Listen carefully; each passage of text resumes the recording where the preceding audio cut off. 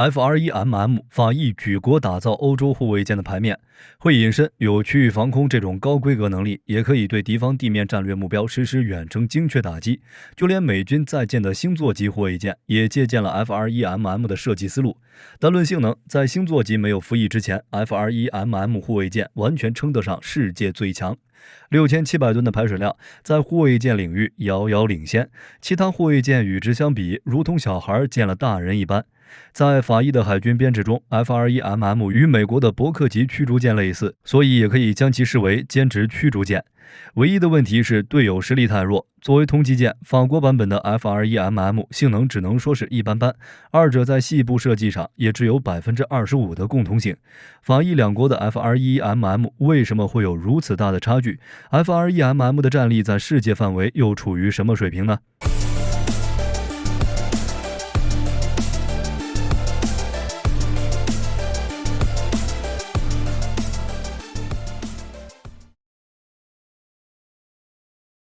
上世纪末，英国退出地平线级的合作研制计划后，法意硬着头皮完成了后续的研制工作，并于2000年9月正式签署地平线级的发展建造协议。就性能来说，地平线级的确可以成为法意两国的主力舰，问题就是数量有点少。由于预算的问题，法意各自仅获得了2艘地平线级驱逐舰，根本不顶用，而且地平线级只是防空型，取代的对象有限。刚好两国有多型舰艇也逐步进入退役期，法国海军望着老掉牙的乔治莱格级和卡萨尔级，再看向自己花月级满世界忙碌的身影，不禁想到了戴高乐号周边导弹呼啸而过的场景，建造新型护卫舰已经迫在眉睫。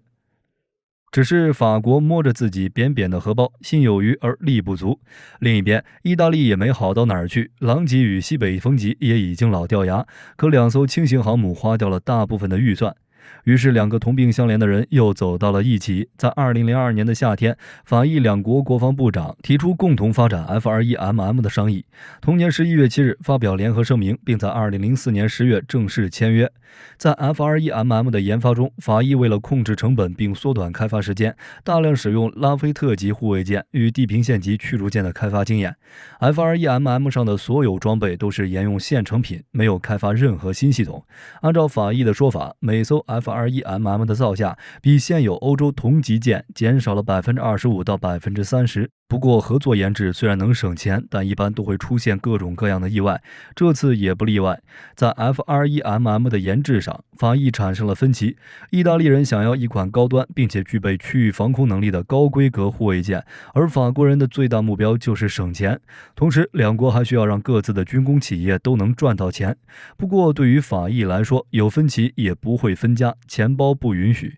最终，法意双方在 FR1MM 的舰体上达成了一致，部分系统和设备通用，其他的各自看着办。到这儿还没完，法意最初的计划是建造27艘 FR1MM 护卫舰，其中17艘交付给法国海军，10艘交付给意大利海军，总费用110亿欧元左右，是欧洲史上规模最大的联合造舰案。只是到了2008年9月，法国为了节省开支，将自家舰队中驱逐舰与护卫舰的数量从24艘降到18艘 ，FR1MM 的订购总数也降为11艘。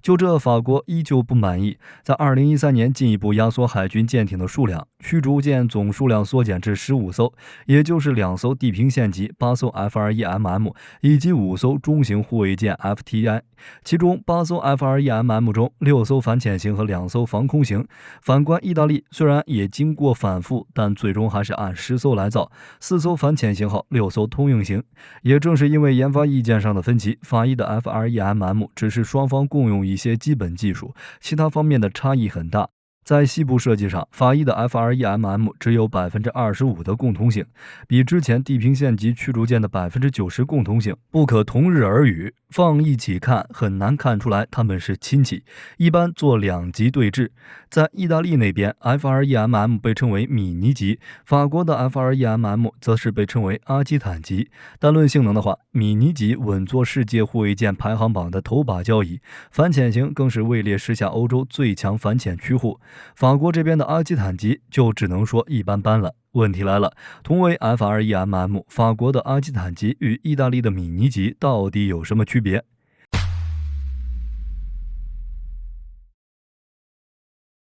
对比阿基坦级与米尼级，我们就从雷达、垂发、反潜这几点来看。其中，在防空雷达方面 ，AMS 公司的 EMPAR 多功能被动相控阵雷达系统，法国泰雷兹集团的五仙座多功能相控阵雷达系统，一开始就是 FREMM 雷达的主要竞争者。其中，意大利的米尼级采用与地平线级同款的 EMPAR 雷达，而法国为了降低成本，使用的是五仙座。与 EMPAR 相较，五仙座的成本比较低，尺寸、功率与天线移向器数目也较低，唯一的优势就是波长。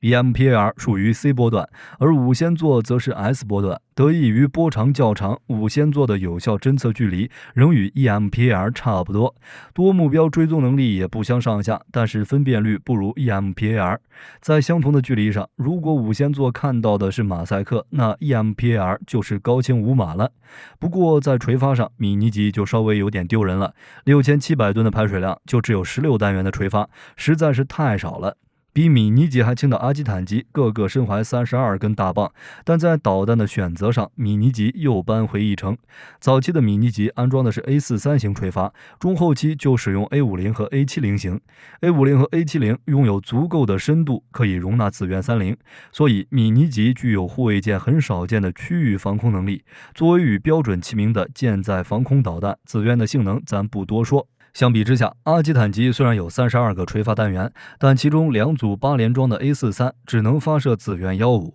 剩下2组8连装的 A70则是装备16枚海基版 SCALP 巡航导弹，执行对地打击任务。防空型号的阿基坦级则好了一点，配备的是 A50，可以装备16枚紫苑15和16枚紫苑30。不过，米尼级在舰首甲板位置预留了安装2组8连装发射单元的空间，之后可以安装A70，甚至可以取消后面机库上的76毫米舰炮，再来16单元的垂发。如果要装慢的话，阿基坦级真就举双手投降，一丁点优势没有了。在反潜配置上 ，FREMM 主要依靠直升机与 MU-90轻型鱼雷，其中阿基坦级可以搭载1架 NH-90反潜直升机，而米尼级可以搭载2架 NH-90。在鱼雷的数量上，阿基坦级与米尼级都可以配备2组可载填装的3连装324毫米鱼雷发射系统，可发射 MU-90轻型鱼雷，在15公里的距离上展开攻击时，杀伤率超过74%。作为曾自诩为世界上唯一的第3代轻型鱼雷 ，M90 的确还不错。当然，阿基坦级与米尼级的不同点还有很多地方，比如桅杆、发动机等等。不过这些无关紧要的东西，火力军就不再赘述，二者的战力才是重点。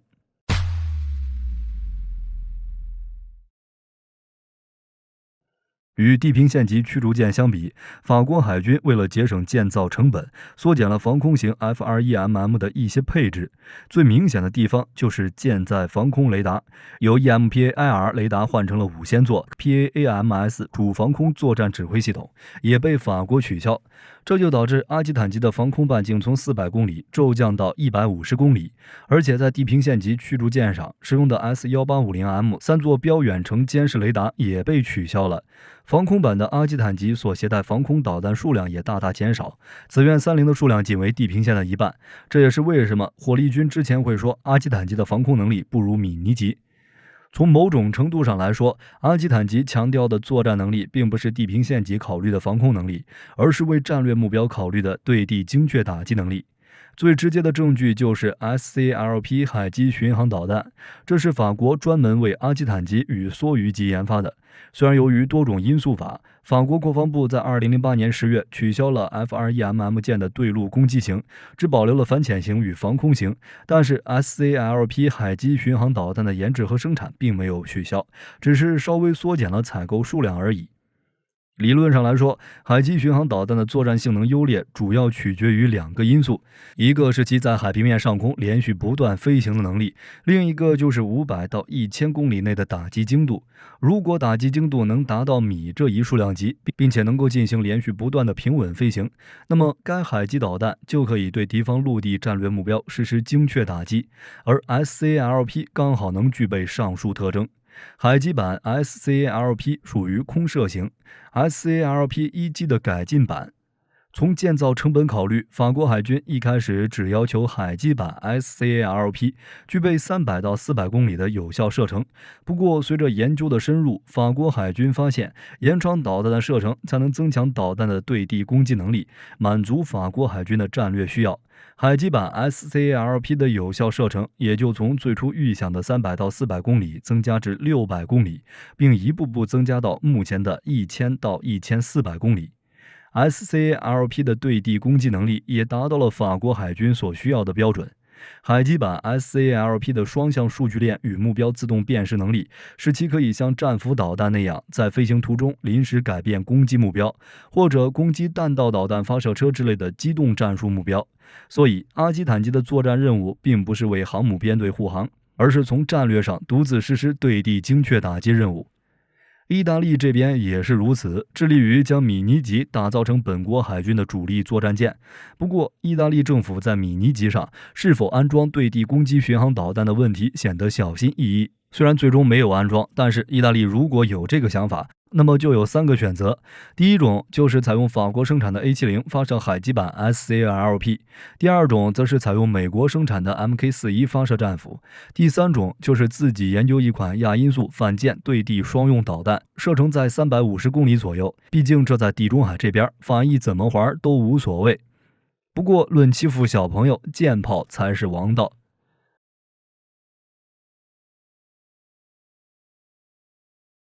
同地平线级驱逐舰一样，法国防空型、反潜型、阿基坦级的舰炮等近防武器系统以舰体本身防御为主，所以没有采用像美国密集阵那样近防和对陆攻击作战能力都很强的近防武器。阿基坦级的舰炮与地平线级的舰炮一样，为一门76毫米的奥托梅莱拉，具备隐身外形。如果后续有需要的话，可以换成威力更大的127毫米口径舰炮。意大利反潜型的米尼级装备2门76毫米的奥托梅莱拉，分别安装于舰首 A 炮位与舰尾直升机库顶端。通用型的米尼级则在舰首配备了一门127毫米口径64倍镜舰炮。就性能来说，法意两国的 F-21MM 综合作战武器系统都相当完善，除了可以实施常规水面舰艇的防空战、反潜战、反舰战、近防及近程对陆攻击作战能力外，还具备远程对陆精确打击的能力。当然，光火力猛还不够， F-21MM 的生存能力也已经拉满了。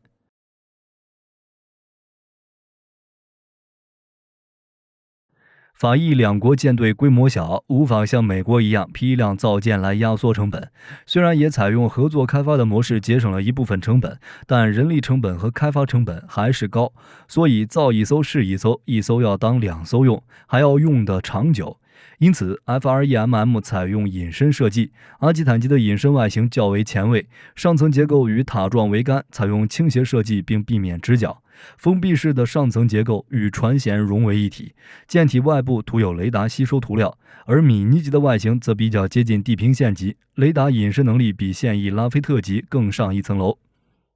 在抗击打方面 ，F-21MM 也是一绝，全舰采用钢材制造，采用能抵抗核爆震与外部污染的气密堡垒构型，动力分舱、推进与发电装置分置在3个各自独立的机舱，分别位于舰体前段、中部和后段，而前机舱与前部辅助机舱之间还各有2个水密舱，可以防止鱼雷同时击中而沉没。不仅如此，前辅助机舱的舰首推力与其他动力完全不连，可以在失去其他动力的情况下，以6至7节的低速返航，被2枚鱼叉等级的中型反舰导弹击中后，90%的概率能维持不沉，70%的概率能保有部分的战斗能力。